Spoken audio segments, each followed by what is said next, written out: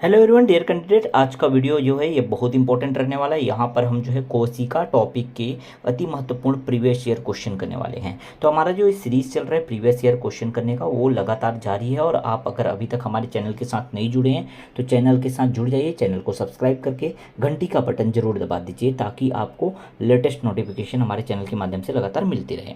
तो यहाँ पर जो कोशिका टॉपिक को हम पूरी तरह से कवर करेंगे, बहुत बेहतरीन क्लास रहेगा। और कोशिका में जितने भी प्रीवियस ईयर पेपर पूछे गए हैं, खास करके सीजीपी अपन सीजीपीएससी में, उसको हम टारगेट करते हुए इस टॉपिक को कवर करेंगे। ठीक है, तो आपने अगर थ्योरी पढ़ लिया तो यहाँ पर आप एक प्रैक्टिस लगा लीजिए फटाफट से। ठीक है, चलिए स्टार्ट करते हैं। पहला क्वेश्चन, नाभिक के अलावा कोशिका के किस कोशिकांग में डीएनए होता है? तो नाभिक के अलावा अगर बात करें तो याद रखिएगा माइटोकॉन्ड्रिया में डीएनए पाया जाता है। ऑप्शन डी बिल्कुल करेक्ट है। नाभिक में तो पाया ही जाता है डीएनए, ठीक है, लेकिन नाभिक के अलावा अगर बात करें तो कौन से कोशिकांग है? माइटोकॉन्ड्रिया। माइटोकॉन्ड्रिया में डीएनए पाया जाता है। ठीक है, यहाँ पे एक्सप्लेनेशन भी देख सकते हैं। नाभिक के अलावा कोशिका की माइटोकॉन्ड्रिया तथा हरित लवक नामक कोशिकांग में डीएनए पाया जाता है। ठीक है, चलिए क्लियर हुआ। ऑप्शन डी बिल्कुल करेक्ट है। नेक्स्ट क्वेश्चन देखिए, सेकंड क्वेश्चन देखिए, क्वेश्चन नंबर 2। जीवों में अनुवांशिक लक्षण संतान में ले जाए जाते हैं, ठीक है, किसके द्वारा?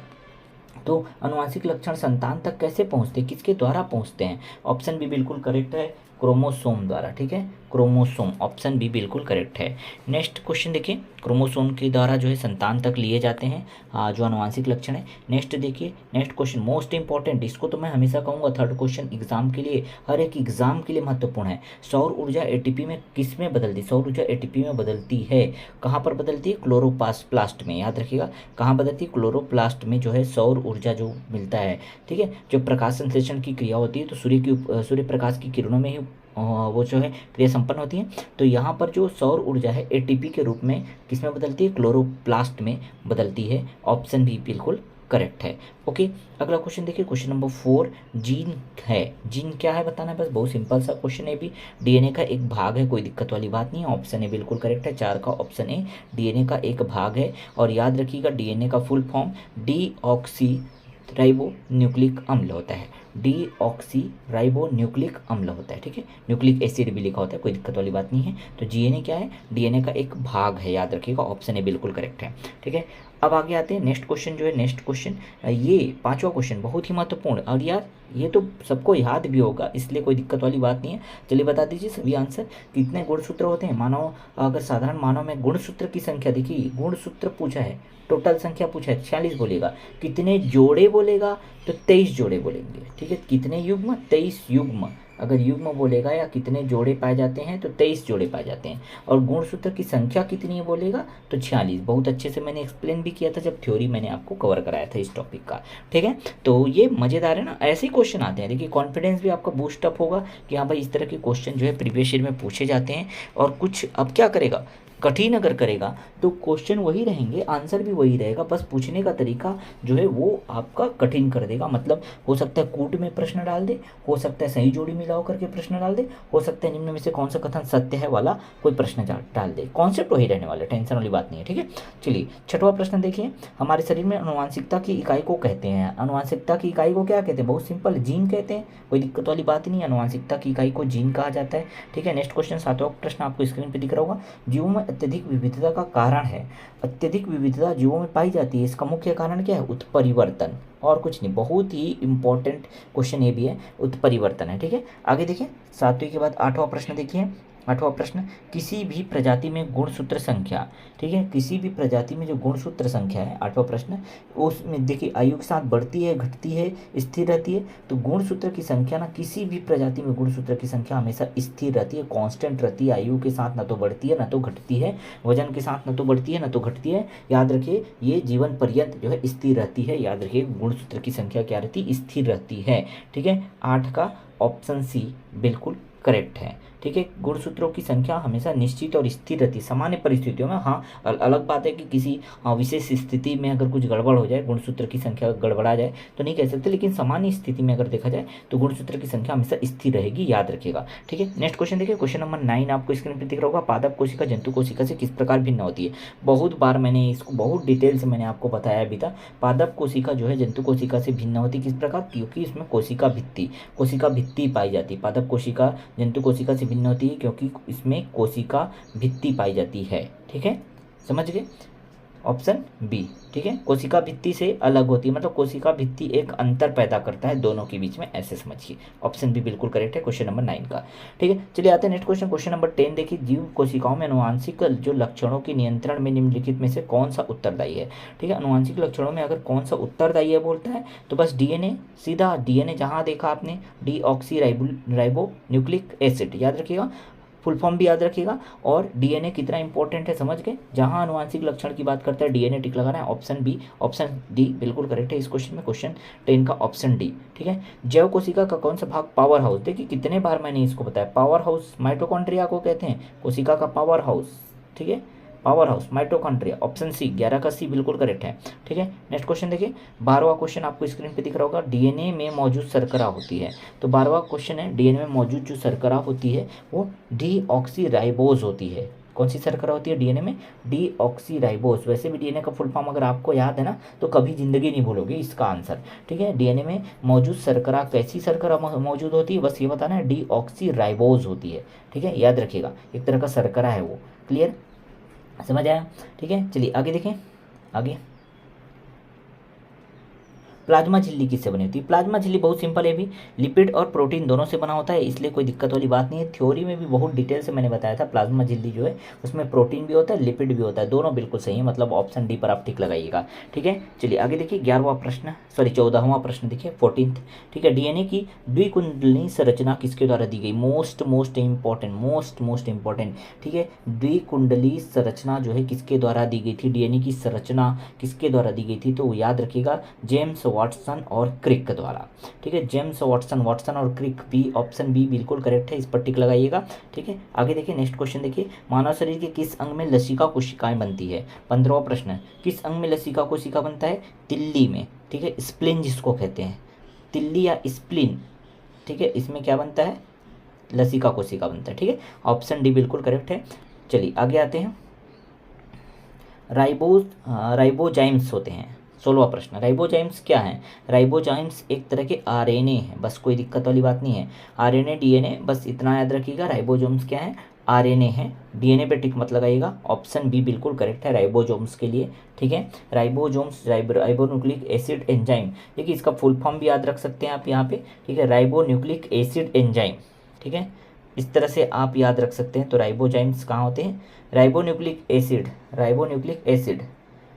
आरएनए। ठीक, याद रहेगा राइबोजाइम्स, सीधा आप इसे कोरिलेट करके याद रखिएगा। ठीक है, चलिए नेक्स्ट क्वेश्चन देखिए, नेक्स्ट क्वेश्चन प्रश्न क्रमांक 17, हमारे तंत्र में अधिकतम एटीपी अणुओं को उत्पन्न करने वाला पद है।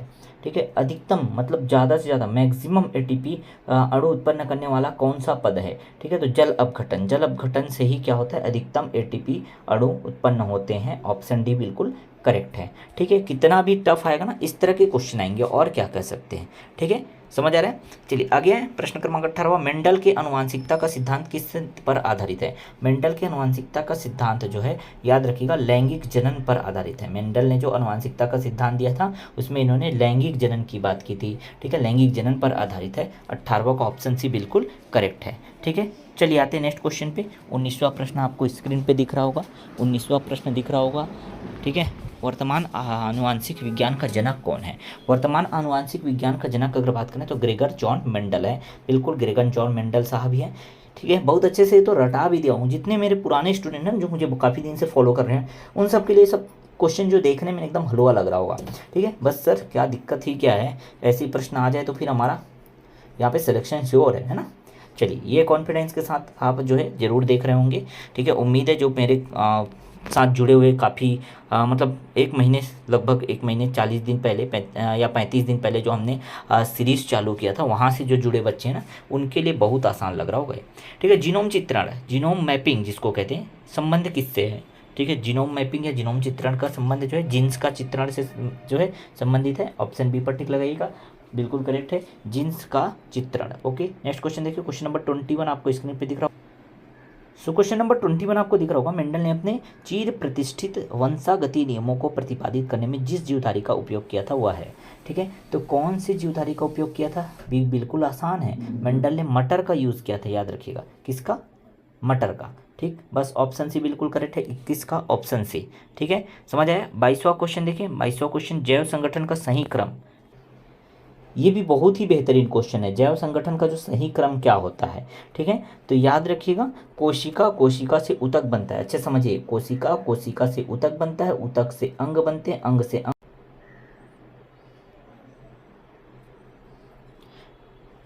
ठीक है, तो जैव संगठन का सही क्रम क्या है, ये जैव संगठन का सही क्रम ध्यान से देखिए, कोशिका कोशिका से ऊतक, ऊतक से अंग, अंग से अंग तंत्र, अंग तंत्र से पूरी संपूर्ण जीव का निर्माण होता है। ऑप्शन बी टिक लगाइएगा। ठीक है, आगे देखिए, नेक्स्ट क्वेश्चन देखते हैं, क्वेश्चन नंबर 23। कोशिका विभाजन की निम्न में से किस अवस्था में गुणसूत्र बिंदु विखंडित होते हैं।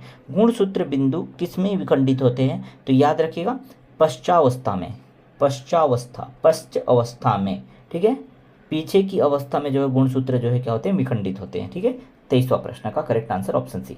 24वां प्रश्न देखिए, 24वां, निम्नलिखित में से कौन रक्षक कोशिका के जल में घुलकर वातरंध्र को खुलने के लिए प्रेरित करता है। तो वातरंध्र को खुलने के लिए प्रेरित करने के लिए कौन आता है, पोटेशियम मेलेट, याद रखिएगा। ठीक है, पोटेशियम मेलेट। और ये जो टेट का एग्ज़ाम होता है ना, थोड़ा टफ होता है। टफ कहने का मतलब क्योंकि ये टेट एग्ज़ाम जो है खासकर जो साइंस बैकग्राउंड वाले जो टीचर बनने होते हैं वर्ग 2 वाले, उनके लिए होता है ना, तो थोड़ा टफ मतलब कह सकते हैं, अंदर से क्वेश्चन पूछा जाता है। ठीक है, इतना आपको टेंशन लेने वाली बात नहीं है, टेट में पूछा गया क्वेश्चन है, फिर भी अगर एक नज़र आप देख लो तो कोई दिक्कत वाली बात नहीं होनी चाहिए। ठीक है, आगे क्वेश्चन देखिए, आगे क्वेश्चन यहाँ पे, पुष्प के किस भाग में अर्धसूत्री विभाजन होता है। पुष्प के किस भाग में अर्धसूत्री विभाजन होता है, तो याद रखिएगा पोलन मदर कोशिका में।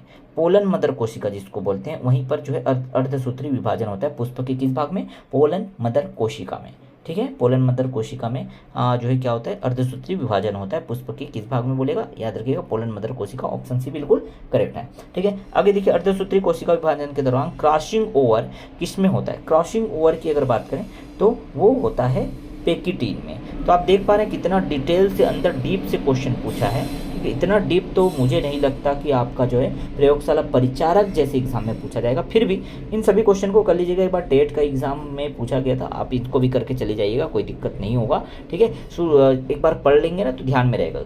तो इसका करेक्ट आंसर क्या होगा, अर्धसूत्री कोशिका विभाजन के दौरान क्रॉसिंग ओवर किस में होता है, तो पेकिटीन में होता है। ठीक है, तो ये था कोशिका से संबंधित जो important question, previous year question जो आपकी व्यापम में और पीएससी में पूछे गए थे, वो क्वेश्चन हम लोगों ने लेकर आए। और इसके पहले जो हमने थ्योरी के बाद जो कोशिका के क्वेश्चन कराए वो भी आप कर लीजिए, पूरा थ्योरी कवर कर लीजिए, सारा चीज़ आपको बिल्कुल मिल रहा है ना। आप जाइए ना प्लेलिस्ट में सब चीज़ आपको मिल रहा है। फिर भी आप जो है अगर अभी तक खाली बैठे हैं, आपको लग रहा है कि अभी मैं क्या करूँ, तो आपके पास कोई करने के लिए बहुत चीज़ें हैं। आप चाहते हैं कि नहीं चाहते हैं वो डिपेंड करता है। अगर आप चाहते हैं कि हाँ मेरे पास अगर 5 दिन और 5 दिन में मैं एक बार फटाफट रिवाइज कर लूँ, तो सारे वीडियो देख डालो यार, डबल स्पीड करके देखो। ठीक है, पूरा रिवाइज हो जाएगा, आपका रिवीजन हो जाएगा और कुछ इंपॉर्टेंट ट्रिक मिलेंगे और डायरेक्ट क्वेश्चन हो सकता है आपके एग्जाम में फंस जाए। तो आपको क्वेश्चन ज़्यादा से ज़्यादा अटेम्प्ट करने के लिए ना क्या करना है, एक बार रिवाइज जरूर करना है। ठीक है, बिना अटेम्प्ट करे या बिना रिवाइज करे जो है आप अच्छा अटेम्प्ट नहीं कर सकते, मैं गारंटी देता हूँ। रिविजन मस्ट है, रिविजन बहुत जरूरी है। ठीक है, तो रिवाइज करते रहिए लगातार। हम जो है यहाँ पर MCQ सीरीज और जितने भी इंपॉर्टेंट वीडियो हो सकते हैं ना, सब लाने का प्रयास कर रहे हैं। ठीक है, जितना भी मेरे पास समय मिल रहा है मैं तुरंत आप लोगों के लिए ये सब काम कर रहा हूँ, बिल्कुल एनालिसिस करते हुए सही तरीके से। ठीक है, जो आपके लिए हेल्पफुल साबित हो, बस तो मैं जुड़ा हूँ इसीलिए। और आप जो है ना, आप भी जुट जाइए, ये काम कीजिए, एक वीडियो देखते जाइए। ठीक है, और अपना जो पढ़ाई कर रहे हैं, रिवीजन कर रहे हैं, वो तो करना ही करना है। ठीक है, बस कुछ आधे घंटे 15 मिनट 45 मिनट ऐसे कुछ वीडियो आते हैं, उसको भी जल्दी से कवर कर लीजिएगा। ठीक है, क्योंकि ये सब जो है ना बहुत काम के क्वेश्चन है। ठीक है, प्रीवियस ईयर में पूछे गए हैं, तो भाई इन सबको आपको कवर करना भी बनता है। ठीक है, चलिए मिलते हैं नेक्स्ट वीडियो में नए इंपॉर्टेंट क्लास के साथ, नए इंपॉर्टेंट जो अपडेट के साथ। तब तक के लिए आप सभी पढ़ते रहिए, मस्त रहिए, स्वस्थ रहिए। ओके।